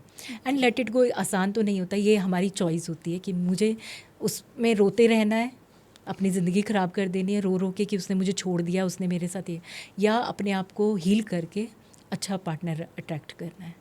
मे बी वो पार्टनर आपके लिए राइट नहीं था, इसलिए वो आपकी लाइफ से चला गया। लर्न लेसन्स, जो भी उसने आपको लेसन्स दिए हैं वो आप लर्न कीजिए। जैसे मैंने अपनी हीलिंग से लर्न किया कि मेरे पास सेल्फ ट्रस्ट नहीं था, बहुत डाउट करती थी मैं अपने ऊपर। इवन खाना बनाने जब किचन में जाती थी ना तो भी डाउट होती थी कि पता नहीं अच्छा बनेगा कि नहीं बनेगा। कंपैरिजन करती रहती थी, और मतलब मैंने एक बॉडी शेमिंग का भी इश्यू फेस किया है। तो बॉडी शेमिंग में किसी ने हाइट कम बताई है, किसी ने हाथों को लेकर कुछ बोला, तो मैं हमेशा ये सोचती रहती थी कि इस चीज़ से कैसे बाहर आऊँ। तो लेट इट गो, मतलब आपको कि आपको बार बार कोई बोले जा रहा है आप इस कपड़े में अच्छे नहीं लग रहे हो, उसमें अच्छे नहीं लग रहे हो, आप तो बिल्कुल ही अच्छे नहीं लगते हो, इट हर्ट्स लॉट। तो हर्ट वाली चीज़ों को आप या तो मैं रोती रहती हूँ उसमें, या मैंने डिसाइड किया मैं अपनी पर्सनैलिटी को ग्रो करूँगी, मैं अपने ऊपर वर्क करूँगी। तो जब आप ये चीज़ डिसाइड कर लेते हो ना, अगर रोना भी आएगा तो रो लो, क्योंकि इमोशन जब तक आप फील नहीं करोगे हील नहीं करोगे। तो इमोशन को फील करो कि हाँ मुझे हर्ट हो रहा है, मुझे गुस्सा भी आ रहा है उस इंसान को कि उसने मेरे साथ ऐसा कैसे कर दिया, बट अपने लेसन्स लर्न करो कि वो जो इंसान मेरी ज़िंदगी में आया उसने क्या लेसन दिए मेरी लाइफ में, वो लेसन्स लिखो बैठ के। क्योंकि कई बार हम माइंड में रखते हैं कि हाँ ये था ये था, आप लिखो, नोटबुक बनाओ, जर्नल बनाओ। मैं तो अपनी क्लाइंट्स को ना 2 जर्नल बनवाती हूँ, एक नेगेटिव वाली और एक पॉजिटिव वाली। अच्छा। तो पहले नेगेटिव चीज़ों को, क्योंकि अगर आपका घर है उसमें फर्नीचर पड़ा है, पुराना फर्नीचर है, आप नया लेना चाहते हो, तो आप क्या करोगे, पुराने को पहले निकालोगे जी फिर नया लाओगे, राइट। तो इसी तरह हम अपनी हीलिंग में कहते हैं पहले जो नेगेटिव चीज़ें हो चुकी हैं, पैटर्न्स आपके हुए हैं, बिलीव्स हैं, नेगेटिव फेथ आपने बना रखे हैं, अपने बारे में कुछ नेगेटिव थॉट्स क्रिएट कर रखे हैं, उनको लेट गो करो, उनको रिमूव करो। तो उसका जर्नलिंग एक सबसे बेस्ट मेथड है कि आप रोज़ बैठिए, मैं क्या सोचता हूँ लिखिए, उसके बारे में डंप करिए उसको, थॉट्स को। अब लिखने में भी कई लोगों को परेशानी होती है, यार कौन बुक लेके बैठेगा और कौन लिखेगा, तो आप मिरर के सामने खड़े हुए और बोलिए, अपने आप से बात कीजिए कि हाँ मुझे ये चीज़ बहुत बुरी लगी, मुझे ये चीज़ बहुत बुरी लगी, अब मैं इससे बाहर निकलना चाहती हूँ या चाहता हूँ। आप बोलना स्टार्ट कर दीजिए अपने आप से, आप देखना कि धीरे धीरे वो लेट गो वाली प्रोसेस ईजी हो जाएगी। ओके मैम, सपोज जिसने ये पॉडकास्ट देखा उसको हीलिंग स्टार्ट करनी है अपने डे टू डे लाइफ में, ऐसा क्या करे जिससे वो मतलब हीलिंग स्टार्ट हो जाए उनकी, और जो भी उनकी प्रॉब्लम्स है वो दूर हो जाए? तो हीलिंग इज़ आप 2 रूटीन सेट कीजिए, एक मॉर्निंग रूटीन सेट कीजिए, एक नाइट रूटीन। जब हम सुबह उठते हैं ना, तो कई बार हम ऐसे जल्दी से उठते हैं और फिर भागने लग जाते हैं, ऑटो पायलट मोड में हमारी ज़िंदगी चल रही होती है। अच्छा मुझे रेडी होना है, खाना बनाना है, ऑफिस जाना है, फिर वापस आना है, फिर कुछ काम। हम क्या कर रहे हैं, बस काम करते ही जा रहे हैं, करते करते करते। तो आप क्या कीजिए, आधा घंटा पहले उठना स्टार्ट कीजिए। अगर 6 बजे उठते हैं तो 5:30 उठ के इंटेंशन सेट कीजिए कि मैं अपना दिन कैसा देखना चाहती हूँ या देखना चाहता हूँ। मैं अपना दिन प्रोडक्टिव देखना चाहती हूँ, मैं हेल्दी रहना चाहती हूँ, हैप्पी रहना चाहती हूँ, पीसफुल रहना चाहती हूँ। अपना इंटेंशन सेट कीजिए। फिर थोड़ी देर अपने साथ बैठिए, क्योंकि हम क्या भागते ही रहते हैं या करते ही रहते हैं। हमें क्या लगता है काम करने से मैं बिज़ी हूँ, काम ही करते रहते पूरे टाइम, पर अपने साथ हम कभी बैठते ही नहीं हैं। तो सुबह सुबह एक कहते हैं ना, एक विंडो अपने लिए सेट कीजिए, 1 आवर की, हाफ़ एन आवर की, ज़्यादा नहीं तो हाफ़ एन आवर। अब 10 मिनट्स अपने साथ बैठिए, बस आंखें बंद कीजिए, कुछ करने ना तो गाना सुनना है ना कुछ, बस अपने साथ बैठिए। आप बहुत सारे थॉट्स आएंगे, बहुत डिस्टर्बिंग थॉट्स भी आएंगे, पर वो धीरे धीरे कम होते जाएंगे जब रोज़ आप अपने साथ बैठने लगे। आप अपने आप को कैसा फील करवाना चाहते हैं, अच्छा मैं पीसफुल रहना चाहती हूँ, हैप्पी रहना चाहती हूँ, वो बोलना स्टार्ट कीजिए अपने आप को। मिरर में देखिए, okay I am so happy, I am so peaceful, thank you God, thank you, gratitude में रहिए। तो ये कुछ मॉर्निंग रूटीन आप सेट कर सकते हैं। ऐसे ही नाइट में पूरा दिन एक रिफ़्लेक्शन कीजिए, कैसा था मेरा आज का दिन। कुछ ऐसी चीज़ें जो अभी भी मुझे हर्ट कर रही है, परेशान कर रही हैं, उन चीज़ों को रिलीज़ कीजिए। आप जर्नलिंग कर सकते हो, नहीं तो मिरर वर्क जो मैंने आपको बताया, जर्नलिंग। और फिर उसके बाद ग्रैटिट्यूड भी लिखिए कि आज पूरे दिन में और क्या अच्छी चीज़ हुई। बुरे के साथ हमारे साथ कुछ तो अच्छा भी हुआ होता है, तो उसमें ग्रैटिट्यूड लिखिए। और फ़ोन मत रखिए, जब आप सोने वाले होते हैं ना, तो उसके 1 घंटे पहले फ़ोन को साइड कर दीजिए, बस अपने साथ बैठो, हीलिंग आप जर्नलिंग करो, अपने आप को चेक करो। और एक है बॉडी स्कैन मेडिटेशन, जो मैं सबको बताती हूँ। बैठो और अपनी बॉडी को स्कैन करना स्टार्ट करो, टो से स्टार्ट करो, और फिर देखो कहाँ पे हैवीनेस फील हो रही है, किस पार्ट में हैवीनेस। मे बी अगर आपको किसी ने हर्ट कर दिया तो आप चेस्ट में फील कर रहे होंगे, अगर आपको गिल्ट है तो वो आप स्टमक में फील कर रहे होंगे। तो कहाँ मुझे हैवीनेस हो रही है, उसको बस ब्रीथ करके रिलीज़ कर दीजिए। और ब्रीदिंग एक्सरसाइजेज, कोई भी डिफरेंट ब्रीदिंग है, अनुलोम विलोम, बहुत हाई फाई चीज़ें करने की ज़रूरत नहीं होती है हमें, छोटी छोटी चीज़ें करनी होती है। ब्रीदिंग के लिए आप अनुलोम विलोम कीजिए, कपालभाति कीजिए। और ब्रीदिंग जब आपकी अच्छी होती है, क्योंकि इन्हीं से हम जिंदा हैं। अगर ब्रीदिंग ही अच्छी नहीं करते हैं तो मतलब हम लाइफ में और क्या ही अच्छा कर रहे हैं। कितना ही भाग लो फिर तो पैसे, इन सब से तो कहते हैं ना, कभी भी फुलफिलमेंट नहीं होने वाला है। हम कुछ लोग ना बहुत ज़्यादा सक्सेसफुल हो जाते हैं, बट सक्सेसफुल होने के साथ साथ वो अपनी लाइफ बहुत पीछे छोड़ आते हैं। मतलब अकेलापन बहुत महसूस होता है उनको। पैसा है, सब कुछ है उनके पास, बट अकेलापन है। तो मैं ये कहना चाहती हूँ कि जब हम ग्रो कर रहे होते हैं तो हमारे पेरेंट्स क्या कहते हैं, बड़े हो जाओ अच्छे कॉलेज में एडमिशन ले लो, अच्छी जॉब पकड़ लो, शादी कर लो, शादी करके एक अच्छा घर ले लो, कार ले लो, अपने बच्चे जो पढ़े आए हैं उनको आप क्या बोलते हैं अच्छे स्कूल्स में भेजो। तो हम क्या कर रहे हैं, एक्शन, बस उन्होंने हमारे गोल सेट कर दें कि तुम्हें इंजीनियर बनना है, तुम्हें डॉक्टर बनना है, हम उनको मतलब फॉलो करते जा रहे फॉलो हैं। करते रहते पर हमने अब कभी पूछा कि मैं क्या चाहता हूँ अपनी लाइफ में। मैं टीचर हूँ, टीचर थी, पर मुझे सब्जेक्ट पढ़ाना बिल्कुल अच्छा नहीं लगता। इकोनॉमिक्स में मैं इकोनॉमिक्स की टीचर हूँ। इकोनॉमिक्स तो मैं पढ़ा दूँगी बच्चों को, आजकल चैट जीपीटी आ गया, जेमिनी आ गया, बट उनके जो इमोशनल इंटेलिजेंस होता है, अपने इमोशंस को कैसे मैनेज करें, अपनी सेल्फ टॉक को कैसे मैनेज करें, अपने ऊपर ट्रस्ट कैसे करें, कॉन्फिडेंस कैसे बिल्ड करें, अपनी पर्सनैलिटी को कैसे ग्रो करें, माइंडसेट को नेगेटिव है तो पॉजिटिव में कैसे रिवायर करें, वो तो कोई नहीं सिखा रहा है, कोई भी स्कूल नहीं सिखा रहा है। तो मुझे ऐसे फील हुआ कि यार ये तो मेरा पर्पस ही नहीं है कि मैं बस जाके थियोरी ऑफ डिमांड पढ़ाऊँ या थियोरी ऑफ सप्लाई बच्चों को पढ़ाऊँ।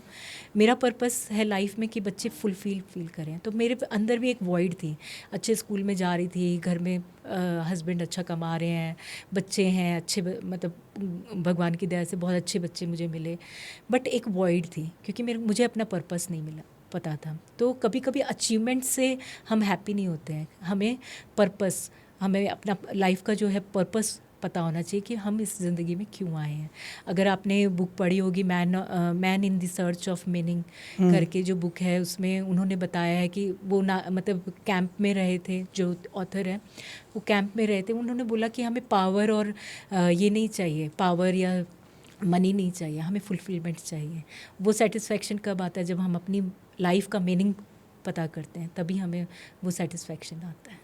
हम अपने जैसा भी ऑथर का बताया, आपने स्टार्टिंग में ये भी बताया था कि आप ऑथर भी हो। हाँ जी, आपने बुक भी लिख रखी है? हाँ जी, मैंने बुक लिखी है द फ्रेंड विद इन। तो जो मेरी बुक है वो मेरी जर्नी पे है, क्योंकि जब मैं इस जर्नी पे थी तो मुझे बहुत लोनली फील होता था कि कोई है ही नहीं जो मुझे रास्ता दिखा दे। और कहते हैं ना, कई बार तो ऐसा होता था कि फ़ीस देने के पैसे भी नहीं होते थे कि हाँ हम कोचेस को या इनको फ़ीस दे दें। तो ये जो मैंने बुक लिखी है, ये मैंने एटलीस्ट 2 इयर्स अपने क्लाइंट्स पे इम्प्लीमेंट की और तब मैंने लिखी है। और इस बुक में एक स्कैनर भी मैंने दिया है कि इफ़ यू कांट आपका हाथ पकड़ने वाला कोई नहीं है, तो मैं आपका हाथ पकड़ के आपको इससे निकाल दूँगी। क्योंकि जब हम नीचे जा रहे होते हैं ना, अपनी लाइफ के डाउनफॉल पे होते हैं, हमें कोई एक इंसान मेरा हाथ पकड़ के मुझे इस कीचड़ से बाहर निकाल दे और मैं निकल जाऊँ। तो इसलिए मैंने ये बुक लिखी। इसमें ये डे वाइज प्रैक्टिस है, 21 डेज़ की। डे वाइज आपको एक टास्क देते हैं जो आपको आप तक ही लेके जाता है। अच्छा, वो मतलब बुक जो 21 डेज़ की है वो हाँ बुक, जी, मतलब अगर कोई पढ़ने बैठता है उसको 21 दिन तक वो काम करना है जो आपने लिख रखी है। जी। ओके। और उसके अकाउंटेबिलिटी पार्टनर मैं रहती हूँ, मेरा ग्रुप है, उसको वो ज्वाइन कर सकते हैं। और अगर उनको कोई भी हर्डल्स आती हैं कि हाँ मैं नहीं फॉलो कर पा रहा हूँ या मैं समझ नहीं पा रही हूँ, तो वो मुझे कनेक्ट कर सकते हैं। और जो भी 21 डेज़ का ये मतलब चैलेंज ही समझ लो कंप्लीट कर लेता है, तो मैं उनको एक अपना हीलिंग सेशन फ्री देती हूँ। ओके, तो मतलब वो 21 डेज़ में कुछ मोस्ट इम्पॉर्टेंट डेज़ बताओ उसमें। वैसे तो सारे इम्पोर्टेंट होंगे, 21 डेज़ है तो जो मतलब करने ही करने होते हैं। एक तो अपनी सेल्फ टॉक पे काम करना शुरू कर दीजिए। अगर आपको ज़िंदगी में जीतना है ना, तो अपनी टॉक, जो हम अपने आप से बातें करते हैं ना, उसको अच्छा कर दीजिए। अपने आप को ना लो मत फील करवाइए, मैं तो ये फील कर रहा हूँ, मैं तो वो। अपने आप को हमेशा अच्छा फील करवाइए। Yes, you are so good Ankita, you are the best. आप जब ये बोलना शुरू करते हो ना, अपनी सेल्फ टॉक इंप्रूव करने लगते हो। कुछ भी हो जाए यार, I am there for you, कोई मैटर नहीं है, उसने ऐसा कर दिया, क्या हुआ इसमें। तो जब हम अपनी सेल्फ टॉक पे काम करने लगते हैं, तो आप देखिए अपनी लाइफ में कितने सारे चेंजेस आ जाते हैं। क्योंकि जैसे मैंने कहा कि हम सबसे ज़्यादा अपने आप से ही बात करते हैं, तो हमें दूसरे दोस्त की ज़रूरत नहीं पड़ती, हम खुद अपने दोस्त हैं। अगर हम अपने दोस्त बन जाते हैं ना, आपके ना लाइफ बहुत ईजी हो जाती है। कोई भी चैलेंज आता है, आप बैठते हो, देखते हो, रिफ्लेक्ट करते हो, अच्छा इस सिचुएशन में मैं क्या कर सकता हूँ, मैं अपने दोस्त को क्या राय दूंगा, अच्छा तू ये कर ले, तू वो कर ले। तो हम उसको मतलब कहते हैं ना, जैसे हम एक कोच की तरह कोच अपने आप से बात करता है, वैसे ही अगर आप अपने आप से बात करने लग जाएं तो आप देखना बहुत सारे चेंज हो जाते हैं। और एक मैंने सेल्फ़ लव के बारे में बात की है। कुछ लोग सोचते हैं सेल्फ़ लव का मतलब है पार्लर में गए, हेयर कट करा लिया, मेकअप करा लिया, अच्छा सा स्किन केयर ले लिया या पेडिक्योर मैनिक्योर करा लिया, कुछ ऐसे करके सेल्फी ले ली, उसको हम सेल्फ़ लव बोलते हैं। तो सेल्फ़ लव को बहुत कहते हैं ना छोटे लेवल पे उन्होंने डिटरमाइन किया। ये अपनी केयर तो करनी ही चाहिए, बट उसके साथ साथ अपने इमोशंस के, मेरे अंदर क्या चल रहा है, अपने साथ बैठना। कई लोग फ़ोन स्क्रॉल करते रहते हैं, क्यों करते हैं वो? क्योंकि वो अपने आप से भाग रहे होते हैं। वो अपनी लाइफ को फेस ही नहीं करना चाहते हैं, फ़ोन स्क्रॉलिंग करते रहेंगे, टेम्पररी जो कहते हैं ना चीप ग्रेटिफिकेशन या इंस्टेंट ग्रेटिफिकेशन कि चलो ड्रिंक करके आ जाते हैं, इंस्टेंट हैप्पीनेस मिल जाएगी। बट अगर आपको कहते हैं ना जिम जाने से अच्छी हेल्थ मिलती है, वहीं अगर आप नहीं जाओगे तो आपको अच्छी हेल्थ नहीं मिलेगी। तो इंस्टेंट ग्रेटिफिकेशन तो इजीली मिल जाएगा, ठीक है मैंने ड्रिंक की, हैप्पीनेस मिल गई, बट वो कितनी देर के लिए लास्ट करेगी? 1 दिन के लिए, 2 दिन के लिए, जब तक उसका नशा है तब तक। उसके बाद तो असलियत में ही आना है ना। तो जब हम अपने इमोशंस को फील करने लगते हैं, यार क्या चल रहा है मेरे अंदर, मैं अपने आप को और बेटर कैसे बना सकती हूँ, रोज़ अपने आप से कंपेयर। मैंने बोला ना कि मैं कंपैरिजन करती थी, मैंने अपने आप से कंपैरिजन स्टार्ट कर दिया। अच्छा कल मैंने ये ऐसा फील कर रही थी, आज मैं और अच्छा कैसे करूँ। तो हर दिन जब हम अपने आप को बेटर बेटर बेटर बनाते रहते हैं, उसको हम सेल्फ लव बोलते हैं। तो आप अपने ऊपर मेहनत कीजिए, अपनी पर्सनैलिटी ग्रो करिए, अपनी हेल्थ पे काम कीजिए, अपने मेंटल हेल्थ पे काम कीजिए। अगर डिप्रेशन वगैरह से जा रहे हैं तो टेक एक्शन, उस चीज़ में स्टक मत होइए। आप अपने माइंड को बोलिए कि yes I want to come out of this, तो भगवान सॉल्यूशन भी दिखाने लगता है।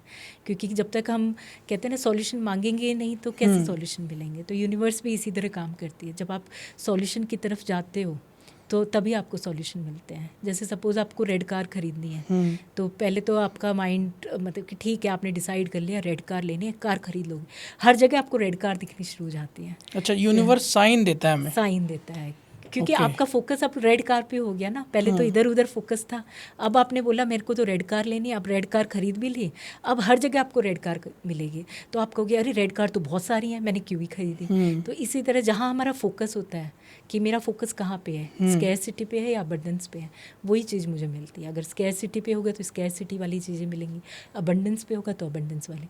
तो where focus goes energy goes. तो ये भी एक कॉन्सेप्ट मैंने अपनी बुक में लिखा है कि जहाँ हमारा फोकस जाता है एनर्जी जाती है। तो आप कहाँ अपना फोकस करना चाहते हैं, स्कैरसिटी में या अबंडेंस में, वो आपको डिसाइड करना है।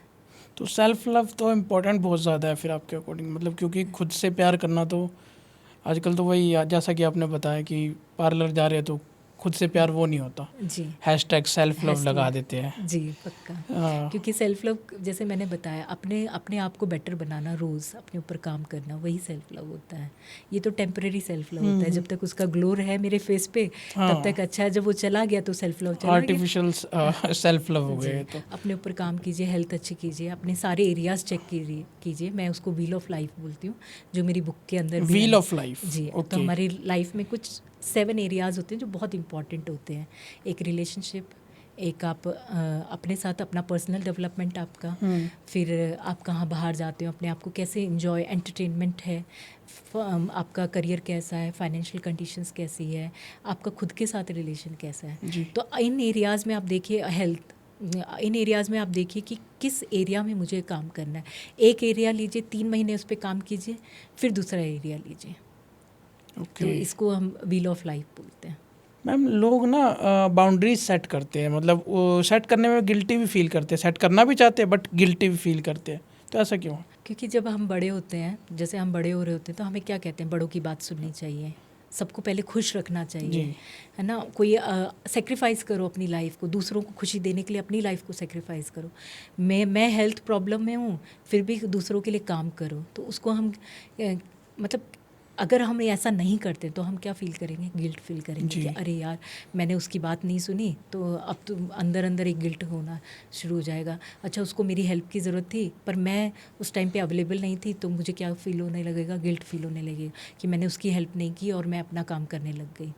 तो हम शुरू से ही ऐसे कंडीशन होते जाते हैं कि हमारा जो कल्चर है वो हमें यही सिखाता है कि पहले मतलब वर्दीनेस मतलब क्या है। आप जब सेक्रीफाइस करोगे, अपने बारे में नहीं सोचोगे, दूसरों के बारे में सोचोगे, तभी आप एक अच्छे इंसान हो। अगर आप अपने बारे में सोचोगे तो आप सेल्फिश हो। तो इसीलिए हम लोग क्या गिल्ट फील स्टार्ट करते हैं, और जब हम बाउंड्री सेट करने लगते हैं तो लोग उसको एक्सेप्ट नहीं कर पाते हैं। तो उनको लगता है कि ये हमसे दूर जा रहे हैं, ये हमारी बात नहीं सुन रहे हैं। और जब भी आप अपने बारे में सोचना शुरू करोगे ना, लोग उसको एक्सेप्ट नहीं कर पाएंगे कि आपने हेल्दी खाना खुद के लिए बना के खा लिया पर दूसरों को नहीं खिलाया। वो लोग एक्सेप्ट नहीं कर पाएंगे इसको, क्योंकि उनको लगेगा ये तो हमारे अगेंस्ट जा रहा है, ये तो हमें सुन नहीं रहा है, हमारे कंट्रोल से बाहर जा रहा है। ऐसे कुछ फैमिलीज़ भी होती हैं जो कहती हैं तुम्हारा दुख मेरा दुख है, तुम्हारी हंसी मेरी हंसी है, तुम्हारी खुशी मेरी खुशी है, तुम मतलब जो भी कर रहे हो वो सब हमारा है। अब उसमें क्या होता है ना, जो इंडिविजुअल आइडेंटिटी होती है वो इरेज हो जाती है। तो इंसान अगर वो सोचता है कि नहीं मेरे को तो इन फैमिली की तरह नहीं चलना है, मुझे तो कुछ और करना है, तो उसे एक बाउंड्री सेट करनी पड़ेगी। एंड उसी की वजह से क्या होता है ना कि हम बाउंड्री सेट नहीं करते हैं तो बहुत सारी प्रॉब्लम्स हम फेस करते हैं। जैसे रिलेशनशिप में अगर मैंने बाउंड्री सेट नहीं की तो मुझे क्या अच्छा लगता है वो तो आपको शायद पता होगा, बट मुझे क्या अच्छा नहीं लगता वो नहीं पता चलेगा। तो इसीलिए रिलेशनशिप में जब हम क्लियरली बता देते हैं ना कि यार ये चीज़ मुझे कंफर्टेबल फील कराती है, बट जब आप ऐसा बिहेव करते हो मुझे अच्छा फील नहीं होता, तो आगे से प्लीज़ ऐसा मत कीजिए। तो पोलाइटली हम बोल सकते हैं, ऐसा नहीं है कि हार्श होकर हमें बोलें, बट एक बाउंड्री हम सेट कर सकते हैं। और सबसे बड़ी प्रॉब्लम वर्क प्लेस पे भी है कि हम वर्क प्लेस पे भी हेल्दी बाउंड्री सेट नहीं कर पाते हैं। आप वर्क कर रहे हो, जॉब पे जा रहे हो, कभी भी मतलब आपका मैनेजर आपको 9 बजे भी कॉल कर लेता है, उसे पता ही नहीं है कि बाउंड्रीज़ क्या होती हैं, क्योंकि वर्क टाइम तो 5 बजे ख़त्म हो गया, उसके बाद आपको कॉल करने की तो मतलब इजाज़त नहीं है, क्योंकि उसकी भी पर्सनल लाइफ है, उसके बच्चे हैं। और कई मैंने देखे मैम इसी बात से, वो मैं जैसे जॉब करता था जब मैं, कई होते थे बॉस का फ़ोन ऑफिस आवर के बाद भी उठाते हैं, काम भी करते हैं, इवन रात 12 बजे तक भी काम करते हुए मैंने लोगों को देखा है, बट वो बाउंड्री सेट ही नहीं कर पाते। क्योंकि हमारे यहाँ पे कभी सिखाया ही नहीं गया, हमेशा यही सिखाया गया कि जो सब कह रहे हैं वो मानते जाओ। अब क्या है, कंपनी और या कोई जब भी हम जॉब करते हैं तो ये लोग क्या सोचते हैं, इन्होंने हमको ख़रीद लिया है, जब हम चाहेंगे तब फ़ोन कर लेंगे, जब उनको कोई याद आएगा तब वो हमें मैसेज कर देंगे, तब की तब उसको काम करके दे दो। तो वो बाउंड्री मतलब सेट ही नहीं हो पाती हैं, इसलिए बहुत सारे एम्प्लॉयज़ सफ़र भी करते हैं, क्योंकि मे बी आप अवेलेबल हो, दूसरा इंसान अवेलेबल ना हो। बिल्कुल। तो सम टाइम वो इरिटेशन में बात कर देते हैं मैनेजर से, एंगर में बात कर देते हैं, तो कहते हैं अच्छा तुमने इस तरह से मुझसे बात की, फायर हो जाते हैं नेक्स्ट डे। तो बहुत सारी प्रॉब्लम्स इसकी वजह से भी आती हैं। तो बाउंड्री सेट करना ज़रूरी है। आप बाउंड्री सेट करते हो या नहीं करते हो, कमेंट में ज़रूर बताइएगा। अंकिता मैम, आपने आज बहुत सी चीज़ें बताई हमें, हीलिंग के रिगार्डिंग बताई, मैनिफेस्ट करना सिखाया हमें, 7 स्टेप ऑफ फार्मूला बताए मैनिफेस्ट के, हीलिंग के आपने फार्मूलाज बताए, स्टेप्स बताए हमें सेल्फ लव करना सिखाया आज आपने। उसके अलावा आप हमारी ऑडियंस को एंड में कुछ मैसेज देना चाहोगे? जी, जो मैसेज मैंने अपनी लाइफ से सीखे, मैं वही मैसेज इनको देना चाहती हूँ। जब हम हीलिंग स्टार्ट करते हैं ना, या ट्रांसफॉर्मेशन जर्नी स्टार्ट, वो इजी नहीं होती है। जैसे ही आप कुछ अलग करने लगते हो, लोग आपको एक्सेप्ट नहीं करते हैं, तो वो आपको ऐसा फील कराते हैं आप पता नहीं क्या कर रहे हो, आपको रॉन्ग फील कराएंगे कि आप जो कर रहे हो वो सही नहीं है, आप तो हमारे जैसे हो ही नहीं है, आप तो अलग हो गए हो, इस तरह से। तो कुछ भी हो, अगर आपको अपनी लाइफ में ट्रांसफॉर्मेशन लाना है तो आप भीड़ में रह के नहीं ला सकते हो, भीड़ से हटकर ही ला सकते हो। तो हमेशा जब भी अगर आपको ऐसे लगे ना कि मेरे साथ तो कोई खड़ा ही नहीं है, कोई बात नहीं, आपके लिए जो लोग बने होंगे ना वो बने होंगे। और दूसरी चीज़ है कि जब प्रॉब्लम्स आती है ना तो इंसान कहता है मेरे ही पता नहीं क्यों भगवान मुझे ही इतनी प्रॉब्लम्स देता है। तो हमेशा सोचिए कि आप है ना डायमंड है जी। तो जैसे डायमंड को पॉलिश करना पड़ता है ना, कि बहुत पॉलिश करके वो डायमंड बनता है, इसी तरह भगवान हमें प्रॉब्लम्स देता है और फिर हमें डायमंड बनाता है, निखार देता है, जो मैंने खुद देखा है। अगर मेरी 5 साल से पहले की चीज़ें आप देखोगे और अब देखोगे, बहुत चीज़ें चेंज हो गई हैं मेरी लाइफ में, क्योंकि मुझे ऐसा फील होता है जैसे मैं शिव जी की भक्त हूँ तो मैं शिवा को बहुत मानती हूँ कि शिव जी है ना मुझे डायमंड बनाने में लगे हुए, प्रॉब्लम्स दे रहे हैं अब डायमंड बनूंगी मैं। इसलिए तो हमेशा ये सोचिए कि प्रॉब्लम दे रहे हैं तो मुझे अच्छा और अच्छा बेहतर इंसान बनाने के लिए प्रॉब्लम दे रहे हैं। Choose your self. हम दूसरों के चक्कर में पड़े रहते हैं, अपने आप को तो भूल ही जाते हैं। तो हर दिन उठ के अपने आप को कीजिए आज मैं अपने आप को चूज़ करती हूँ, आई चूज़ माई सेल्फ। और फिर अपने ऊपर ट्रस्ट कीजिए, क्योंकि हम सबके ऊपर ट्रस्ट कर लेते हैं पर अपने ऊपर ट्रस्ट नहीं करते। सेल्फ ट्रस्ट बहुत ज़रूरी है। और लास्ट में सेल्फ टॉक कि अपनी, जैसे मैंने बोला कि सेल्फ टॉक, आप अपने आप से क्या बात करते हो, अगर नेगेटिव बात करते हो तो उसको बंद कर दीजिए, धीरे धीरे वो बंद होगी, क्योंकि एक दिन में चीज़ें चेंज नहीं होती हैं, it takes time. At least 6 month आप रेगुलरली काम कीजिए, आपकी सेल्फ टॉक धीरे धीरे चेंज होने लगेगा। अपने आप पे लगभग 6 महीने तो काम करना चाहिए जी। सेल्फ लव पे, सेल्फ टॉक पे, हीलिंग अगर कर रहे हो उस पर, और मैनिफेस्टेशन जैसे आपने बताया उस पर भी काम करते रहना चाहिए ताकि अचीवमेंट मिलती रहे उनको। तो मैम बहुत अच्छा लगा आपसे बात करके, thank you so much. Thank you so much आपको भी एंड तक पॉडकास्ट देखने के लिए, और कमेंट में जय श्री राम जरूर लिखिए, वीडियो को लाइक करें, चैनल को सब्सक्राइब जरूर करें। Thank you so much.